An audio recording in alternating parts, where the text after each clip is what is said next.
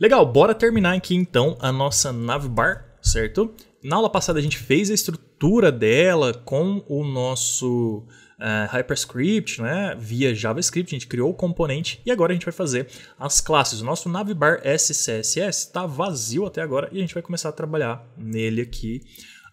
E a gente vai fazer o seguinte, tá?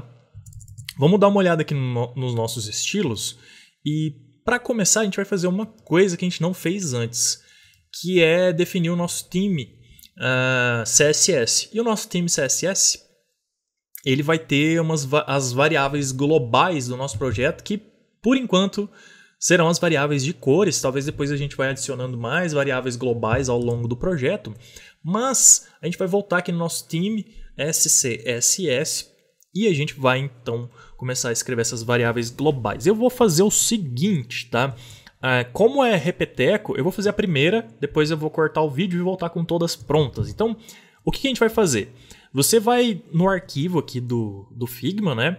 Você vai clicar aqui em qualquer lugar do projeto, tal, qualquer elemento que tenha cores, né? Aí você vai clicar aqui assim, ó, em Style, tá? E vai clicar nessa lista, Show as List. E aí você consegue ver então todas as cores aqui assim, tá?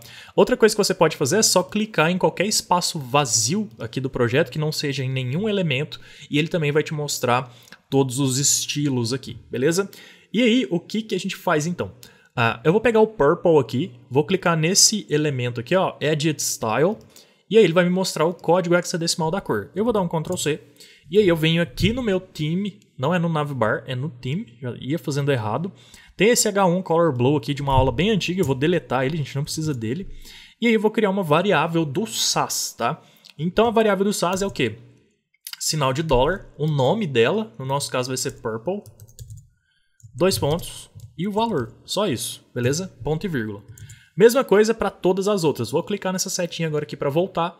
Vou pegar o nosso Base Dark e aí eu vou criar com o mesmo nome que está aqui no arquivo, tá? Para a gente manter um padrão.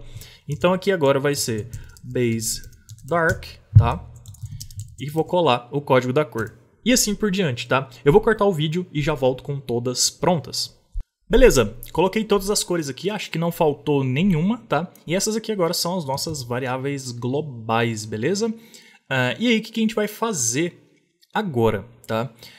Aqui no nosso time, ele vai ficar como sendo um arquivo aqui que a gente pode consultar ele toda hora e usar ele nos outros projetos. Eu vou fazer o seguinte, eu vou colocar um underline aqui nele também para indicar que ele é um arquivo que está sempre sendo usado em outros projetos. Beleza, e agora o que a gente vai fazer? A gente vai lá no nosso navbar SCSS, tá?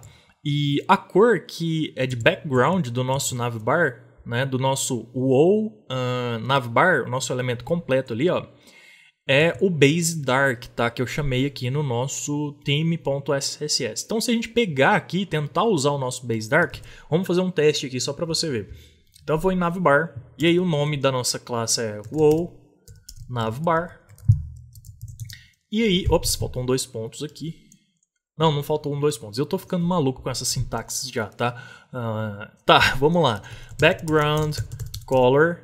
E aí vai ser então o nome da nossa variável do SAS, que é Base Dark. E aí eu vou salvar. O nosso Webpack vai compilar tudo. E olha o que acontece, ele deu um erro. Ele fala assim, olha, deu falha aqui em fazer o build do SAS, tal. É uma variável indefinida. Por que ela é indefinida? Porque por mais que o Webpack toma conta dos arquivos e combina tudo pra gente, faz tudo funcionar, ele precisa saber de onde que a gente está tentando chamar essa variável. Como essa variável não está nesse arquivo aqui navbar, ele não consegue achar ela. Então a gente tem que fazer o import do nosso time aqui. Então a gente vai fazer um @import e aí a gente fala de onde ele está vindo, tá? A gente tem que sair da pasta navbar, depois a gente tem que sair da pasta components e entrar na pasta styles. Então vamos lá, sair da pasta navbar, vou sair da pasta components. E agora eu vou entrar na pasta Styles e vou carregar o nosso time. Beleza, desse jeito aqui mesmo, porque ele está com underline, não precisa colocar extensão. E aí, se a gente salvar aqui agora, ele vai compilar e agora ele não deu erro, tá? E aí, se a gente olhar no nosso browser, a nossa barra está escura, beleza? Eu vou tirar a grid aqui, ó, só para ela parar de atrapalhar um pouquinho a gente, para a gente conseguir ajustar as coisas agora. Uma coisa que a gente tem que fazer também aqui é tirar esse padding, esse margin que às vezes o navegador adiciona pra gente ali. O que eu vou fazer aqui é o seguinte, tá? Eu vou colocar direto aqui no time mesmo, que eu acho que tá tranquilo nesse nosso projeto aqui. Em outros projetos maiores, você vai ter um arquivo, que às vezes ele é um arquivo global styles, tá? Ou global. E geralmente é nesse global lá que a gente zera o padding e o margin, tá? Eu vou zerar por aqui mesmo. Eu geralmente faço HTML e body, e aí eu coloco um margin 0 e um padding 0. Beleza, salvei. Outra coisa que eu vou fazer aqui é o seguinte, aqui no nosso HTML e também no nosso body, eu vou colocar um box sizing border box. Beleza.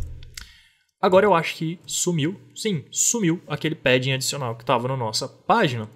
Legal, bora continuar aqui agora para a gente finalizar o nosso head aqui, tá? O nosso navbar. O nosso navbar ele precisa de um pouquinho mais de classes CSS para a gente resolver. Eu vou fazer o seguinte, eu vou usar Flexbox ali para separar esses elementos, tá? E aí eu vou fazer o seguinte... cadê? A gente já está no nosso navbar, né? Eu vou colocar aqui, ele é display flex. E aí, como a gente tem o logo e tem o menu lá dentro, eu vou falar que é flex direction, flex row, né, na verdade, row. Aí eu vou colocar justify content flex start. Se fossem 3 elementos, a gente poderia colocar o space between, por exemplo. Mas como são só 2, e eu não quero que fique um em cada ponta, eu quero que o menu fique mais centralizado, eu vou colocar flex start mesmo, tá? E aí, eu vou falar o quê? Agora a gente poderia fazer, por exemplo, um nesting aqui para falar que o logo que está dentro da navbar, porque se tivesse outro logo no projeto, daria conflito de CSS. Então eu vou colocar aqui assim, ó. Wow logo, acho que foi essa classe mesmo que a gente usou, né? Isso, wow logo, tá? O nosso wow logo, ele vai ser uma div que ele vai ter quanto de largura aqui. Como a gente não está fazendo a versão responsiva, eu vou me preocupar só com os valores que estão na versão desktop aqui, tranquilo? Então aqui o nosso logo, ele tem 157 de largura aqui, provavelmente um pouco menos, porque aqui ele está como texto, deve ter uns 5 pixels a menos aqui. Eu vou considerar que ele tem 155, vai.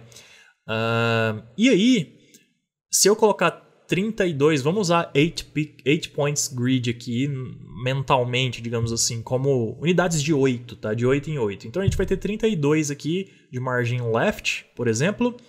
Então se eu tenho 150 mais 32, 182. Tá, eu vou colocar então que o nosso wall logo tem uma largura de 150.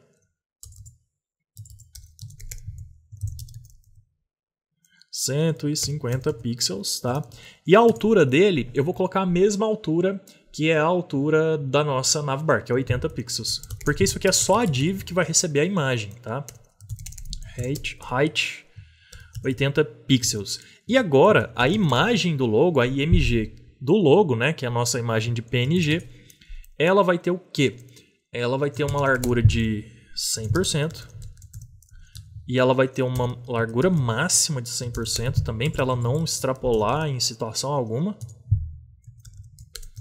E ela vai ter um height alto, tá? Para ela ajustar a altura proporcionalmente ao tamanho da largura. E faltou a gente colocar um margin left aqui no nosso wall logo, na div, né, container margin left de 32 pixels, tá? Beleza, isso aqui deve resolver o nosso logo pra gente. Deixa eu dar uma olhada lá. Tá, faltou alinhar verticalmente aqui o conteúdo, né, a nossa imagem que está dentro do nosso logo. Como que a gente vai fazer isso? Tá? Eu posso colocar também um display flex na div container do logo. Então vamos lá, display flex. E aí eu vou colocar um align items, que é o alinhamento vertical, né? Center. Align items center. Isso deve resolver para nossa logo. Isso, resolveu. Beleza. E agora, o nosso nav está bem aqui, ó. A gente tem que jogar ele para o centro aqui, tá? O que a gente pode fazer é pegar o que sobrou do espaço, né? Menos 150, então seria 100% menos 150, né? E aí a gente pode falar então que é a largura total do nosso menu. E a gente pode falar que o conteúdo dentro dessa largura total vai ficar centralizado, que é o nosso nav, né? Então vamos fazer isso. Eu vou continuar aqui dentro do nosso navbar também. E eu vou falar wall menu. Wall menu. E aí eu vou falar então que a largura dele, tá? E aí eu não preciso usar o calc aqui porque a gente está no SAS. E o SAS aceita expressões, lembra? Então eu vou colocar só 100% menos 150. Na verdade tem que ser menos 150 mais 32 de margin left, né? Então seria 182. Eu vou arredondar para 185, tá? Então seria isso aqui, a largura do nosso wall menu, tá? Ou seja, ele vai sempre pegar 100%, independente da largura do seu monitor aí, subtrair 185, tá? E aí eu vou falar que o nosso wall menu também é um display flex. Ele vai ter um flex direction row, que na verdade já é o padrão, então a gente não precisa nem declarar. Eu nem declarei aqui no logo, ó, tá? E aí eu vou colocar então justify content center para centralizar o nav que está dentro dele, né? Ou na verdade ele já é o próprio nav. Ele já é o próprio nav, tá? Mas não tem problema, ele vai centralizar as tags de A, então. Justify Content Center e Align Items também vai ser Center, tá? Para ficar centralizado na vertical, cada link de A. E vamos ver o que vai rolar agora. Salvei e deu algum erro aqui, ó. Ele não está conseguindo executar essa expressão, estranhamente. Porque a gente está usando unidades incompatíveis. Então a gente vai ter que usar calc aqui mesmo, tá? Calc. Esqueci desse pequeno detalhe do SAS, tá? Calc. E aí se a gente salvar, agora deu certo. Beleza. E aí agora eu vou voltar aqui. E tranquilo, o nosso menu tá bem aqui, ó. E se a gente olhar direitinho aqui, olha lá. Ele tá pegando realmente toda a largura ali disponível. Tá? Praticamente toda ela, e depois jogando o nosso menu centralizado. Agora a gente só tem que tratar as tags de A, beleza? E as nossas tags de A, elas recebem uma fonte aqui que a gente não está usando ela, a gente não embedou elas ainda, que é a Write-Alls, tá? E ela é uma fonte do Google Fonts, então vamos lá no site do Google Fonts.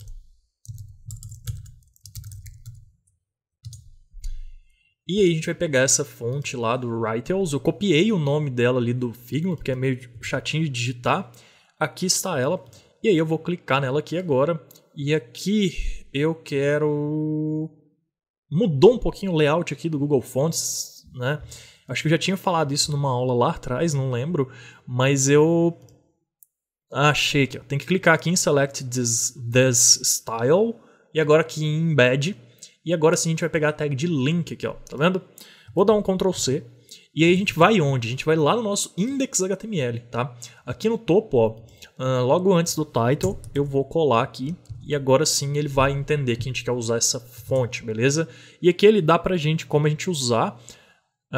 Eu vou dar um Ctrl C aqui nesse font family, beleza? E vou passar esse font family agora nas nossas tags de A lá do nosso navbar. Então aqui no nosso navbar agora, dentro do nosso wall menu, a gente vai ter os nossos links, né? E aí então vai ser a font family Write-Alls. A gente não tem text decoration, então a gente vai colocar um text decoration none, beleza. A cor padrão é a cor...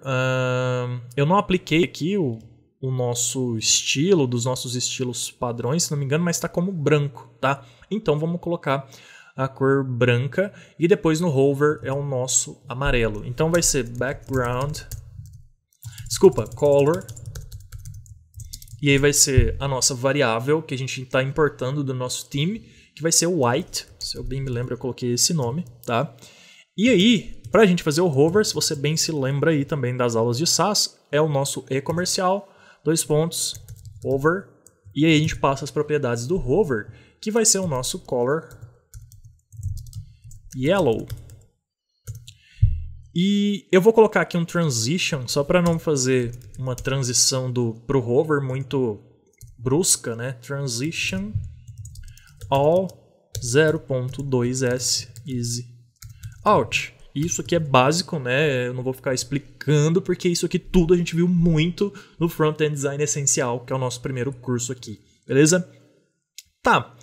Falta mais uma coisinha, que é o quê? A gente colocar um espaço entre cada elemento e o tamanho deles. Vamos olhar o tamanho no Figma aqui. O tamanho é 24 pixels, beleza? E aqui, de um para o outro, vamos ver quanto tem aqui. Tem 50 pixels ali, mais ou menos, 51, 54, tá? Então metade de 54 é 27, né? Seguindo a 8 points grid, eu vou usar então 24, que é 3 vezes 8, né? Seria 3 vezes o valor de 8. É isso mesmo. Então eu vou colocar margin, e aí eu vou colocar em cima e embaixo zerado. Na verdade eu vou colocar padding, porque aí a área fica clicável também, tá? Então padding, em cima e embaixo eu vou colocar zerado, esquerda e direita eu vou colocar 24 pixels em cada um, ao invés de 27 lá, né? Mas eu acho que já vai ficar bom. E aí, bora dar uma olhada. Agora faltou o font size, na verdade, né? Font size, que também era 24 pixels. E agora, espero que finalmente a gente tenha terminado esse componente. Acho que vai ficar legal. Bora ver? Sim, terminamos. Ele tá com um probleminha aqui na fonte. Tá dando um blur aqui no meu monitor. Talvez no seu também. E eu também fiquei com a impressão que ele tá um pouco deslocado mais para a direita do que centralizado. Por quê? Porque a gente centralizou ele em relação ao nav. Tá? Então, na verdade, eu vou dar uma coxambrada aqui no olhômetro, e ao invés da gente subtrair lá, ao invés da gente mandar o nosso nav ter 100% menos 185, eu vou mandar ele ficar 85%, tá? Ou seja, ele vai ser um pouco menor. Vou salvar e vamos ver como ficou. Agora sim eu acho que está bem mais centralizado aqui, né? O montar skate está bem no centro da tela. Acho que ficou uma proporção legal. Beleza. Por hora, o nosso primeiro componente está pronto. O nosso navbar está pronto. E nas próximas aulas a gente vai continuar fazendo os nossos próximos elementos, os nossos próximos componentes de interface, seguindo aqui o nosso processo de fazer os componentes cada um nos seus arquivos. Então, te vejo na próxima aula. Valeu!